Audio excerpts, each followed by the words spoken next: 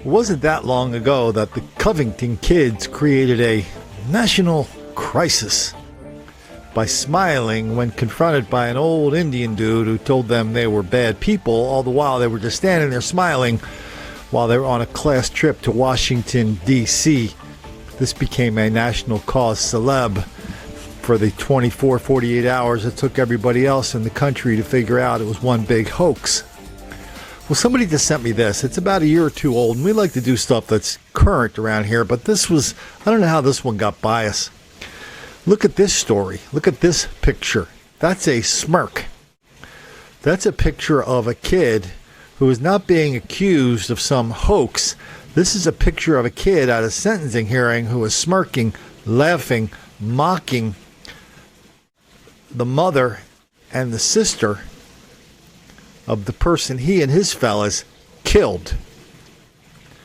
Why don't we hear a little bit of their statement, and why don't we focus on his reaction to it while they're going through it. Jordan Michael Clee, born July 26, 1998. Murdered October 4th, 2016, at 18 years old. Jordan has no future.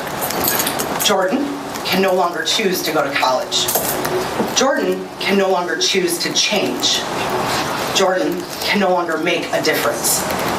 Jordan can no longer fall in love or have a family. Jordan no longer has a future. I've lost my only child, my son, my baby, my friend. More than that, I've lost laughter and love. I no longer have the hope of having grandchildren. I've lost the enjoyment of holidays and birthdays and of everyday life. As a mother, or any parent ages, her children are there to care for her. But now in my life, I walk this journey alone. I no longer have that luxury because that was carelessly and cruelly taken from me. I no longer get to see the smile of my son when he walks through the door and brings me a Frosty from Wendy's at the end of his shift. The simple pride of a hard work shift and bringing his mom something that just makes her happy. The songs we used to enjoy, I can no longer listen to. Movie nights we did together no longer exist. I could continue with all the loss. I won't. This year was supposed to be a year of celebration, of senior pictures with prom and graduation and parties. Instead, it was a nightmare that no parent should ever endure. On the nights I managed to sleep, I wake up hearing my son scream for me, to then have to realize all over again, night after night, my son is dead, gone, taken. For what? Why? Can you answer the question? Why? Why? I have an answer. Your answer will never be good enough. There will never be an answer good enough to satisfy why you shot my son. Why you thought that what you had should be yours. Why you felt that what you wanted, you were entitled to. Why you thought his death was an acceptable response to your jealousy or desire to what he had. Drugs, clothes, money, jewelry, bones, shoes, whatever it was that you felt you needed more than his life. Your why will never be better than his life. Your want will never trump my son's death. You get to live. You get to wake up every day. Your life continues. I sincerely hope that whatever it was you wanted so badly that you felt the need to murder my son was worth the next at least 52 years of your continued existence. You won't get the luxury of raising your child because you took mine away. So because for the first time in my life, I feel hate in my heart, here is what I hope. I hope that every time you want for a jacket, that you stay cold. I hope that every time you want for shoes, you get a hole in yours. I hope that every time you want for a meal, you go hungry. And I hope that every time you want for a bed, you have a sleepless night. I hope that every time you wish for your mother, she doesn't come for a visit. But more than anything, because we and I am nothing like you, I don't wish or hope any of that upon you. I simply wish that you go to prison for the maximum time your plea agreement allows, that you become something more than what you were taught to be in your miserable life, and that your child gets brought up far away from the life you led. Because it's obvious to me and everyone here that you need help. Your actions have led you to a prison cell, but have also created an empty cell that I live in every day. While you can still hope to be released one day, I'll never escape my hell. You are still alive, but Jordan has no future. So R.I.P. Keon, I love my family. That's all you got to say.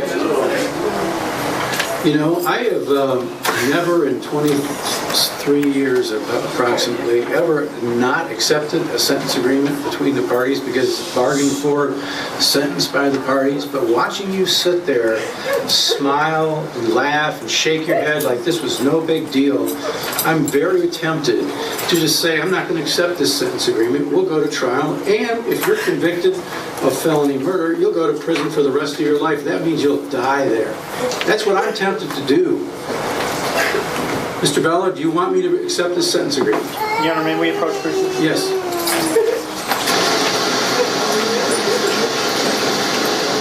Lengthy discussion with the victim's mother as well as his grandparents and some family members.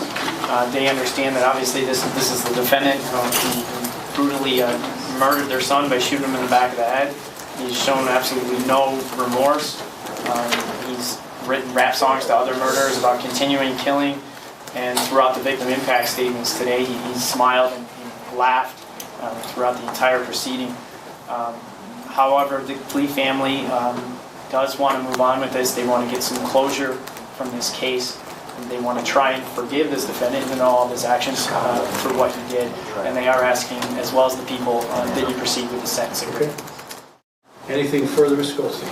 Your Honor, my client asked me to apologize to the court. His smiling was in no way meant as disrespectful either to the family, to the victim, or to this court.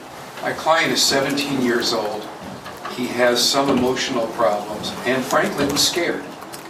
And some people display fear by smiling. He really meant no disrespect. He does take this very seriously. And what I started to tell the court before my client interrupted me, was that he did admit to the probation officer during the interview that he was involved, that he did cause the death of the young man. It was never intentional. He never intended to hurt anybody.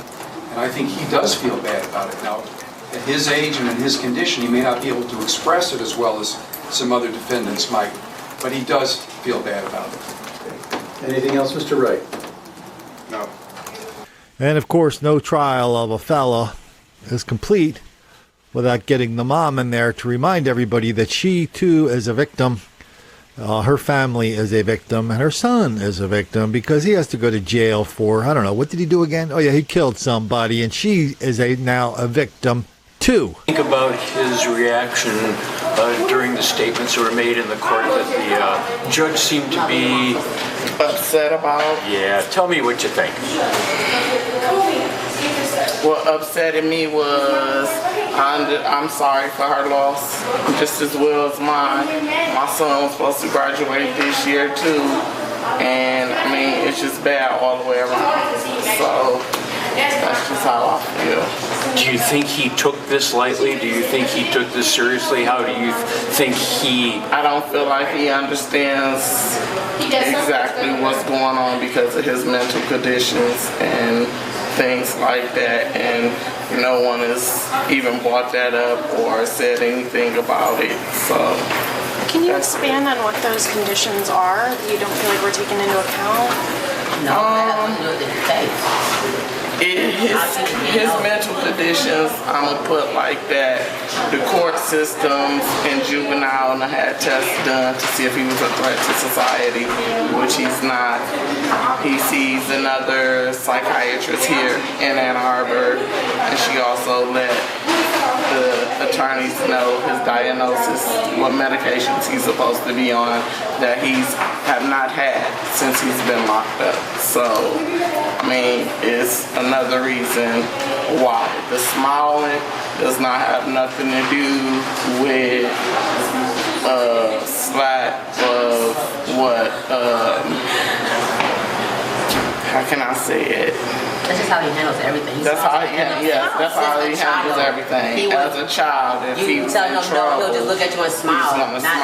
Knowing he's in trouble, but still, that's how he... And now the lawyer wants us to believe that the only reason the kid was smiling, smirking, mocking the dead kid's family, the family of the person he killed is because, well, that's just a thing. That's a teenage thing. Teenagers always do that when they're being sentenced to to 25 years to 52 years for murder. By the way, 25 years to murder for 2052. That's like he'll be out in 10. No wonder he's laughing. Please, sir. I want some more. What? And you notice laughing at a family of a dead kid? That didn't make any black kids angry. Angry.